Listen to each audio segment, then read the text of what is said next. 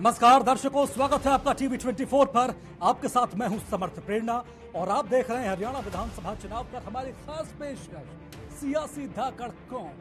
आधे घंटे की इस विशेष प्रस्तुति में हम हरियाणा चुनाव में बन रहे सभी राजनीतिक समीकरणों का बड़ी बारीकी से अध्ययन करते हैं। सियासी मुद्दे, वार पलटवार, नेताओं की बयानबाजी, वादे और छोटे बड़े सभी दावे पहले समझने की, फिर आपको समझाने की कोशिश करते हैं।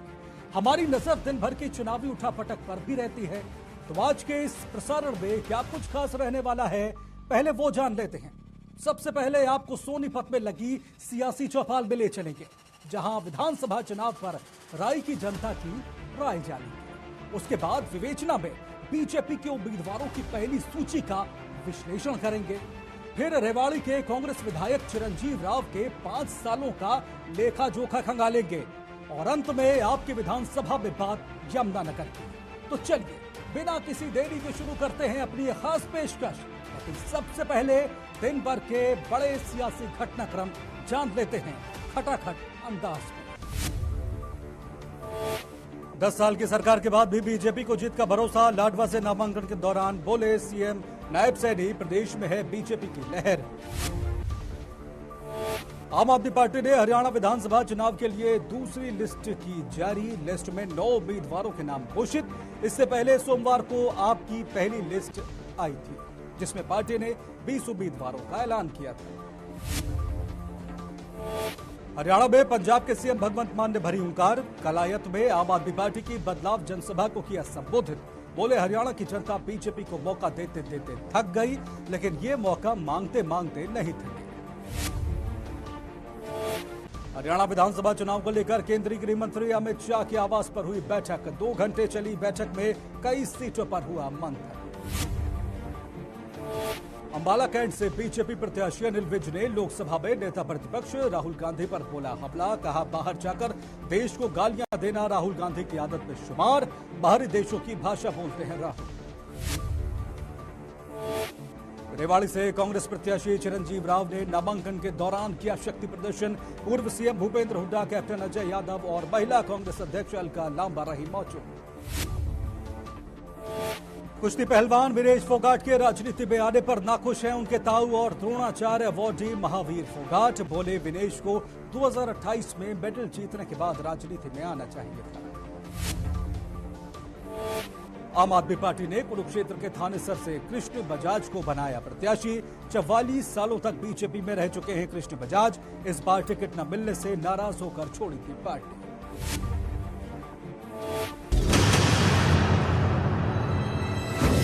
खटाखट खबरों के बाद अब बारी सियासी चौपाल की। हरियाणा में विधानसभा चुनाव परवान चढ़ रहा है।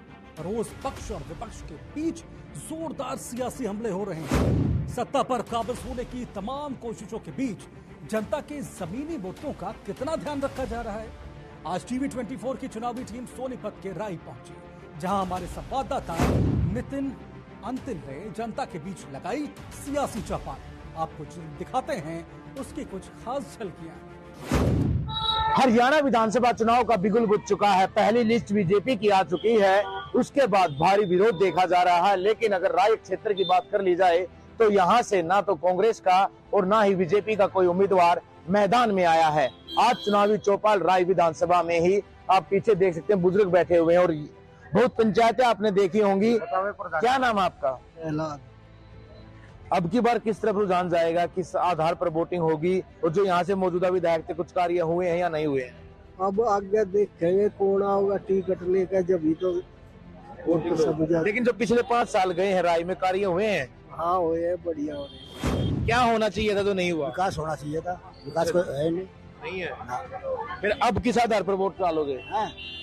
विकास के आधार पर जो विकास करवाओगे। कार्य हुए हैं जो राय में 5 साल बीते हैं, विकास कार्य हुए हैं? नहीं हुए। फिर अब वोट किसको दोगे? कांग्रेस को। किसको? कांग्रेस। मौजूदा विधायक बीजेपी से थे, उन्होंने कोई कार्य करवाया?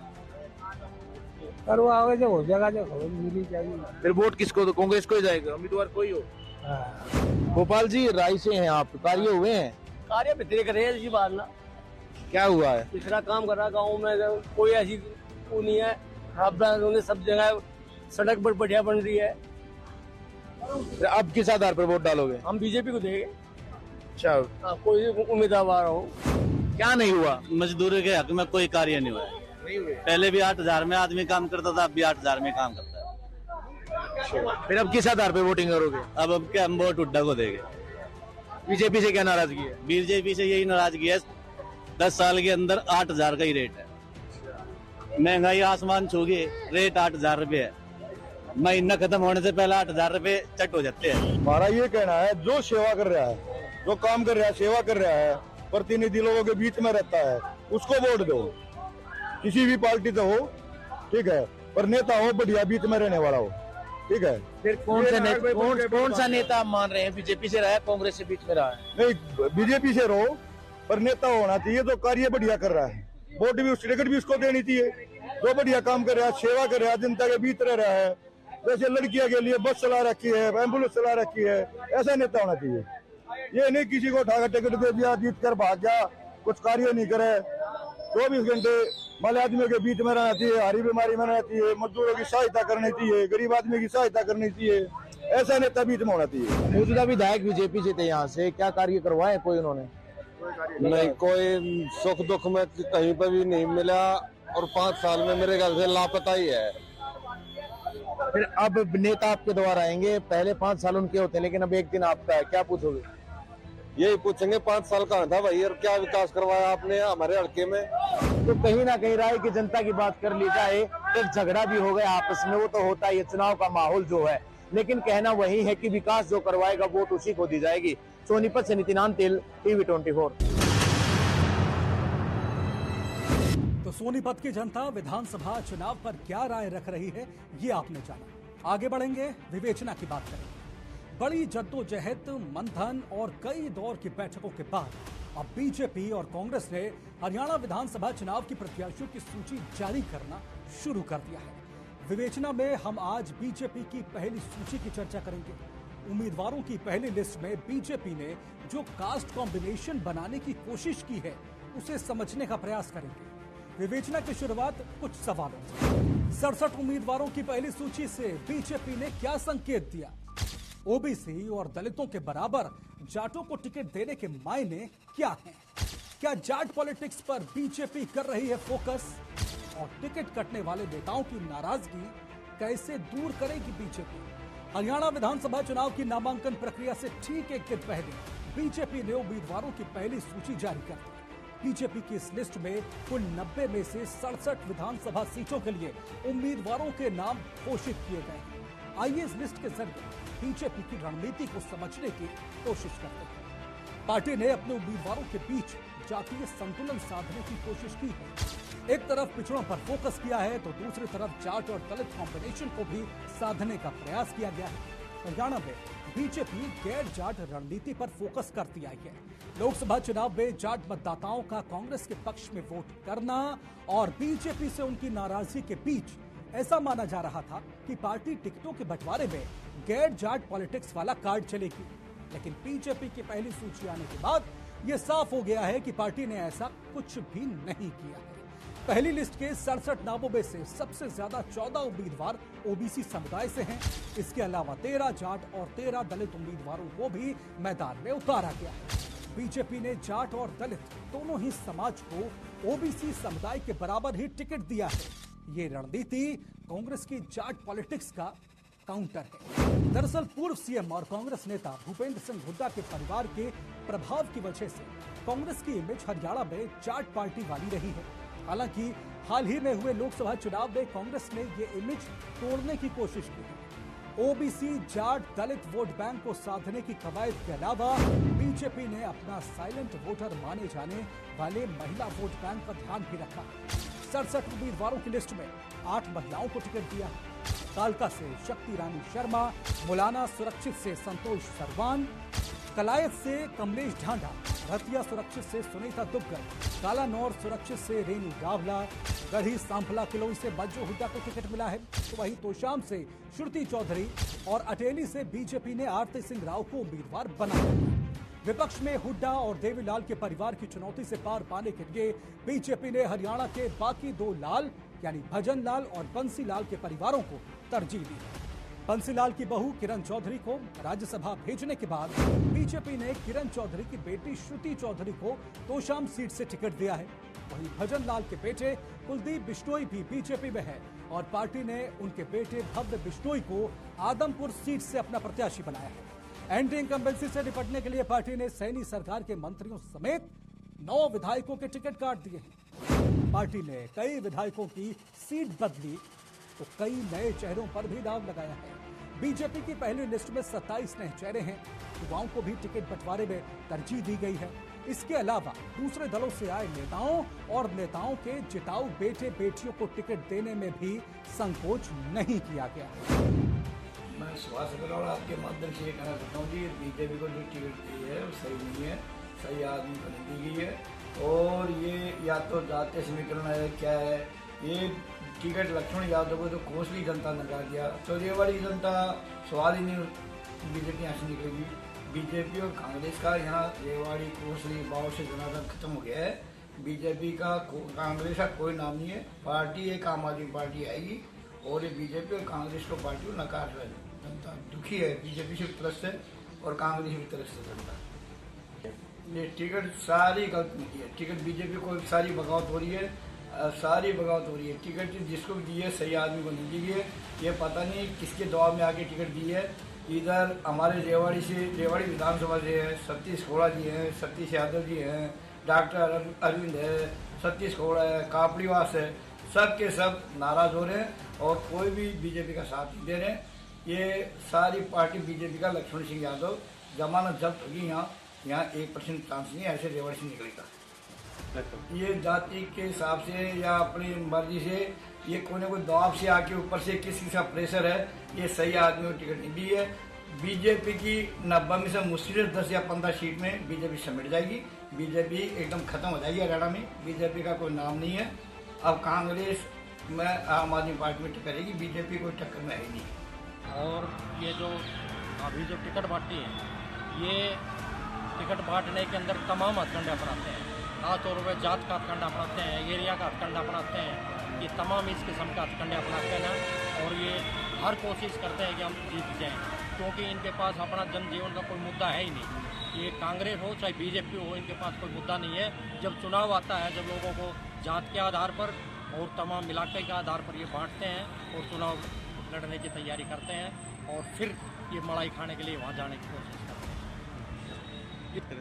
बात ऐसी है कि ये जाति समीकरण तो यहाँ कोई विशेष नहीं है। यहाँ जो मुद्दे हैं वो हावी हो रहे हैं।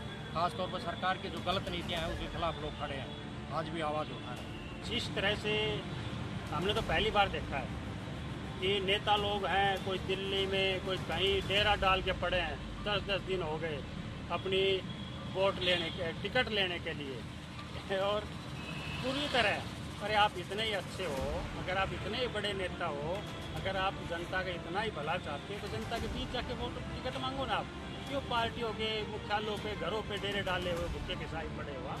और जिस तरह से विडम्बना है, देश की विडम्बना है कि आम लोग समझ नहीं पाते कि लोग जाति में, धर्म में, इलाका में, गोद में बट के वोट दे देते हैं।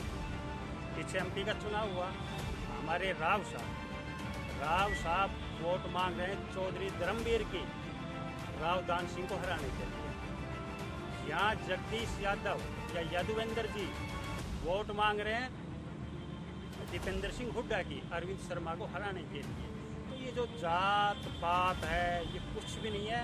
इनको केवल कुर्सी चाहिए और ये जो लोगों को बेवकूफ़ बनाने के लिए एक कास्टिज्म का नारा लगाते हैं और कास्टिज्म का नारा लगा करके कुर्सी पर बैठ जाते हैं। और उसके बाद जो पिछली सरकार ने जो नीतियाँ अपनाई थी वही नीति को आगे बढ़ाते हैं।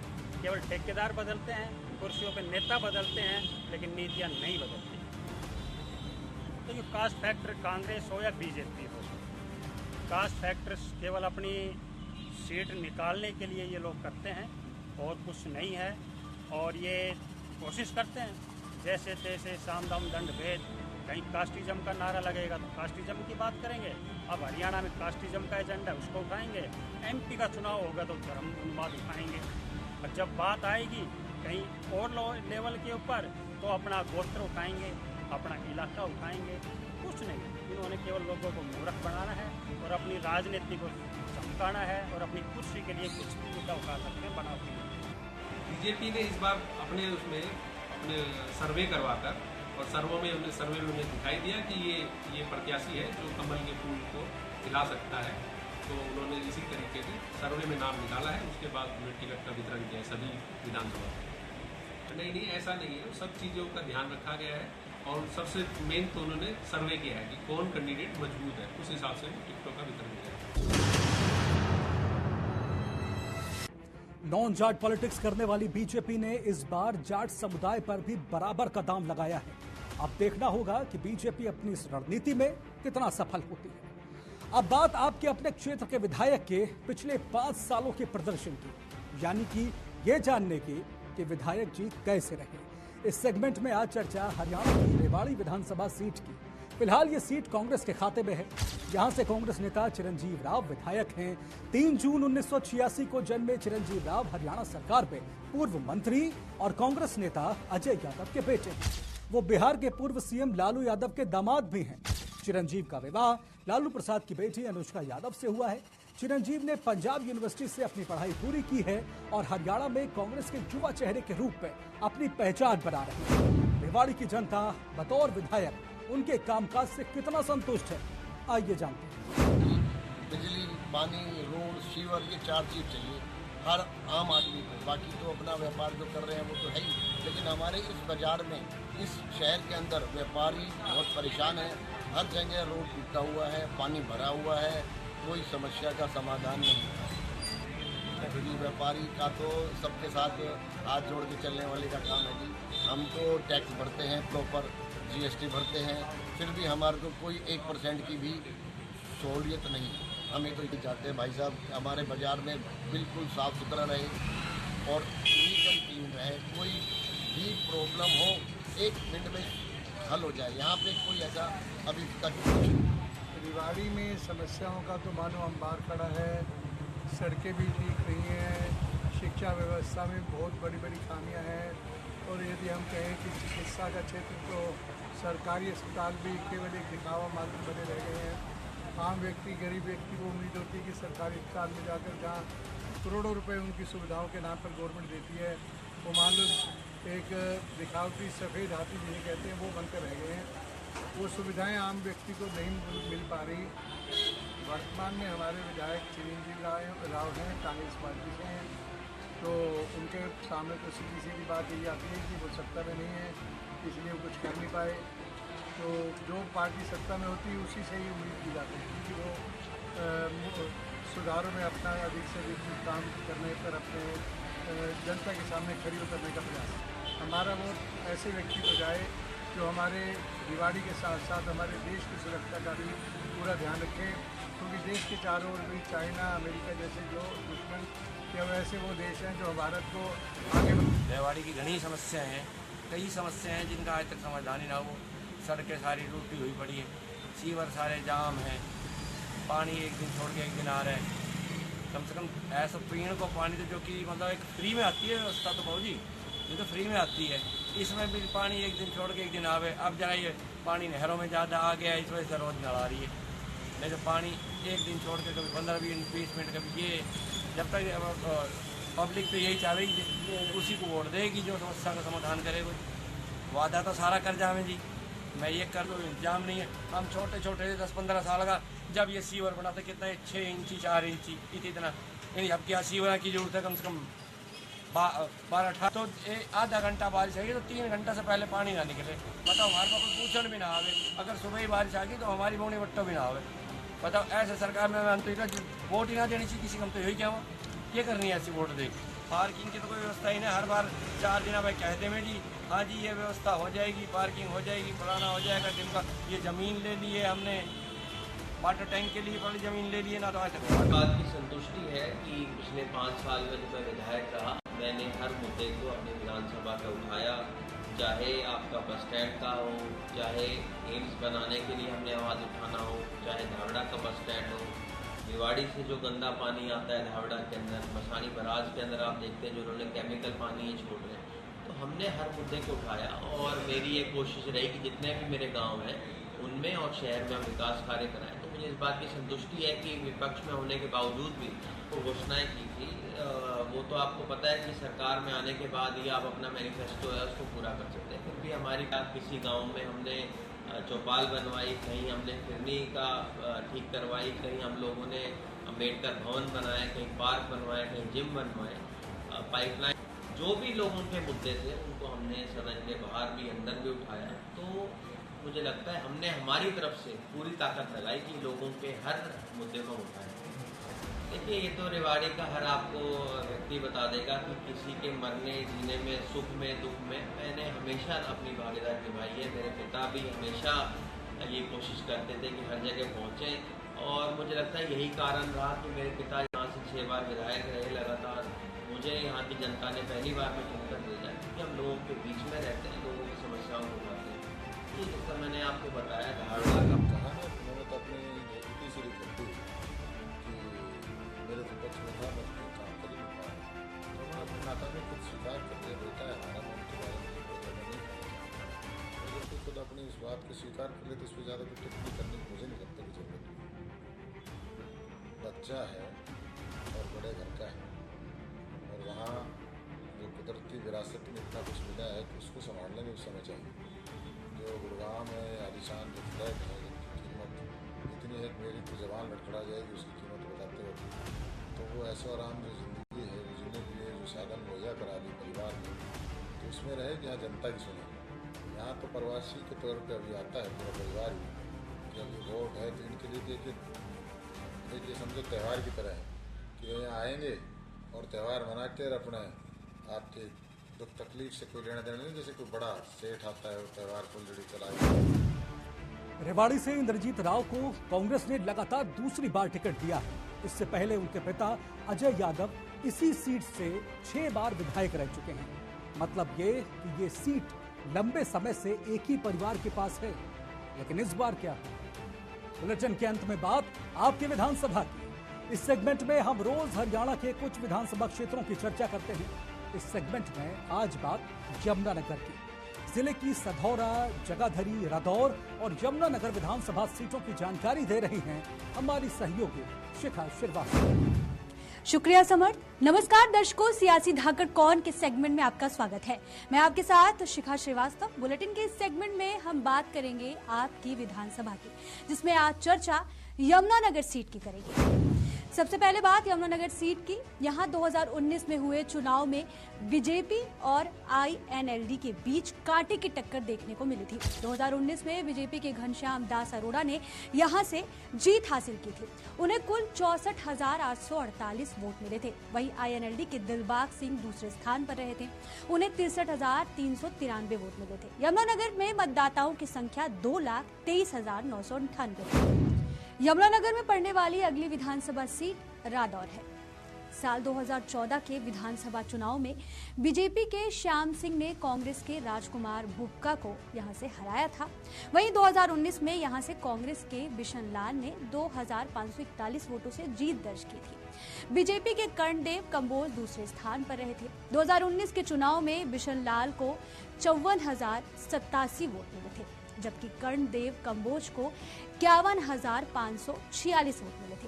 ये क्षेत्र गन्ने की खेती के लिए जाना जाता है। रादौर में कुल 1,41,988 वोटर हैं। उनमें से 1,36,078 पुरुष वोटर हैं। महिला मतदाताओं की संख्या 90,478 है। जगाधरी विधानसभा सीट यमुनानगर जिले के अंदर आती है। ये सीट रादौर, शाहबाद, यमुनानगर हिमाचल प्रदेश के साथ और उत्तर प्रदेश की ओर यमुना नदी के साथ लगती है। साथ ही अंबाला लोकसभा क्षेत्र के दायरे में है। 2019 में यहां से बीजेपी प्रत्याशी कंवरपाल ने कमल खिलाया था। पिछले चुनाव में जगाधरी में कुल 38.88% वोट पड़े थे। बीजेपी के कंवरपाल गुर्जर का मुकाबला कांग्रेस के अकरम खान के साथ था, जिसमें कंवरपाल गुर्जर ने अकरम खान को 16,373 वोटों के मार्जिन से हराया था। आखिर में बात साधौरा विधानसभा सीट की। यहाँ से 2019 में कांग्रेस ने जीत दर्ज की थी। 2019 में साधौरा में कुल 40.01% वोट पड़े थे। कांग्रेस से श्रीमती रेणु बाला ने बीजेपी के बलवंत सिंह को 17,020 वोटों के मार्जिन से हराया था। इस सीट पर अनुसूचित जाति की आबादी 33.55%। पिछले चुनाव में यहाँ मतदाताओं की कुल संख्या 2,12,428 थी, जिनमें 1,14,281 पुरुष, 98,147 महिलाएं। फिलहाल के लिए मुझे दीजिए इजाजत। नमस्कार। और इसी के साथ सियासी धाकड़ कौन की हमारी आज की पेशकश में फिलहाल इतना ही, लेकिन हरियाणा विधानसभा चुनाव से जुड़ी हर अपडेट के लिए आप बने रहिए टीवी 24 के साथ। मुझे दीजिए इजाजत। नमस्कार।